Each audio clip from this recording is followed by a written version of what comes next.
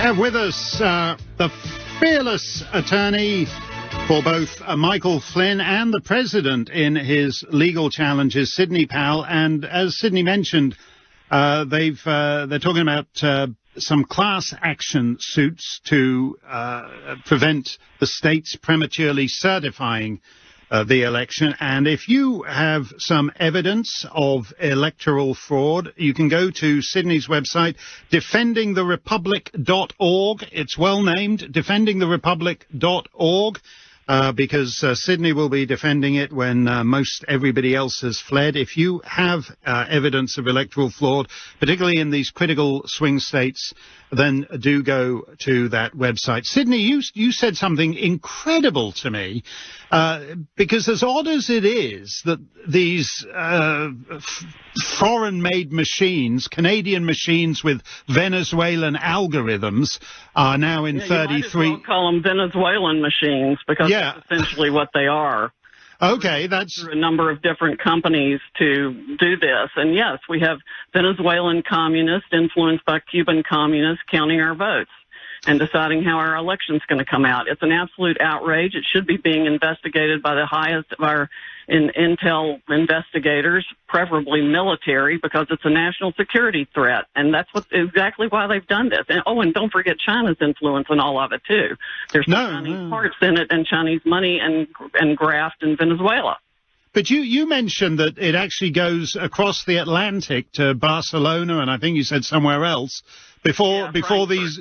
Yeah, Frankfurt. So in other words, we've got the Germans and the Spaniards counting American votes too, which would be odd enough if you didn't already have the Canadians, the Venezuelans. I mean, there's everybody but Americans involved. Well, the Spaniard part is actually those parts are actually controlled by the Venezuelans too. The counting centers over there are controlled by the Venezuelan money. But what is you're a lawyer, and you know that in any law, even in any the most trivial lawsuit, chain of custody of the evidence is the most important thing. You know, that a photocopy of a photocopy of a photocopy of what might have been an original document 37 versions earlier is less persuasive as evidence than the real thing. So why do we have like a complete contempt of chain of custody here, where these votes are sent actually into foreign jurisdictions before they eventually return as hard numbers?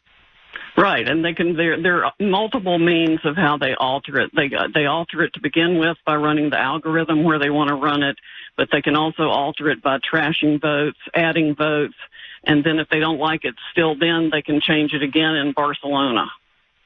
Right, so in other words, whatever shenanigans, to use the euphemism people seem to prefer, whatever shenanigans take place in a precinct in Michigan, if that's insufficient, they can change it yet again while the so-called vote is out of the country. Right. How? The hand count in Georgia that they're pretending to do now, they're going to try to use that to promote the argument that the Dominion fraud software stuff is a hoax. That's baloney. They did all kinds of different things there that include kind of closing out Republican accounts and doing provisional ballots for people that then disappeared. And we've got to have access to the machines themselves to get the software and examine it. But we know there were, quote, glitches in Georgia, too. Right. And anytime there was a glitch like that, there was software probably uploaded that changed things. They can change it over the Internet. It should never have had an Internet connection. Patches were put in like the day before the election, and they were never certified. The machines aren't supposed to be touched for ages before the election. That's a violation of law by itself. I mean, but we also have, at least I've been told, that there are special concerns about the governor of Georgia and the Secretary of State having received some kind of personal benefit for rushing the purchase of the Dominion machines into the state. You said something else interesting there, that they actually were connected to the Internet. Because last time round, we were told, when there was all this stuff about the Russian collusion and all the rest of it, that voting machines are safe because voting machines are not online. They're machines, but they're not. But some guy sitting in Macedonia or St. Petersburg can't actually hack into it because it's not connected to the internet. You're saying that this time round there were machines connected to the internet. These machines are so hackable, a 15-year-old could do it. And does that mean that in the lawsuit you're asking a judge to actually let some kind of tech experts into the machines themselves to figure out what's been programmed there and what's going on in them? That is definitely one of the things we need. I can't even tell you at this point whether it's in any of the existing lawsuits, but I've certainly encouraged people to put them in the ones that they filed. And do you think, you said you thought it was definitely going to the Supreme Court.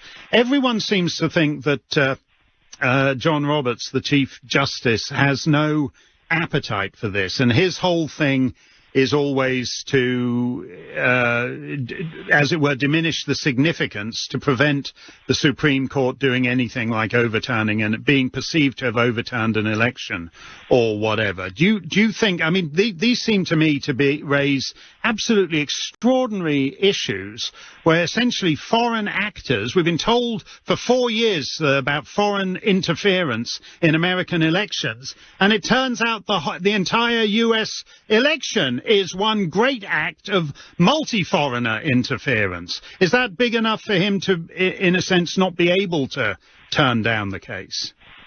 If that isn't big enough for him to take the case, he should be impeached. There'd be a lot of people who'd support you on that. Thank you. You always you have that thing that really good lawyers have, which is a slight degree of inscrutability, Sydney, when you're being interviewed. Let me just ask you as a final question: do you feel optimistic that the truth is going to get out about this thing? I feel very optimistic the truth is going to it will get out. Of course, everybody on the face of the earth now is trying to suppress it, including people in our own government. But I won't quit until it's out and, release the Kraken. Well, indeed, release the Kraken. Well, God bless you, Sydney, and people can go to defendingtherepublic.org if they want to know more about this. Yes. Thank you so much, Mark. Thanks a lot, Sydney. It's always Cambodian Broadcasting Network. TV Robok Map.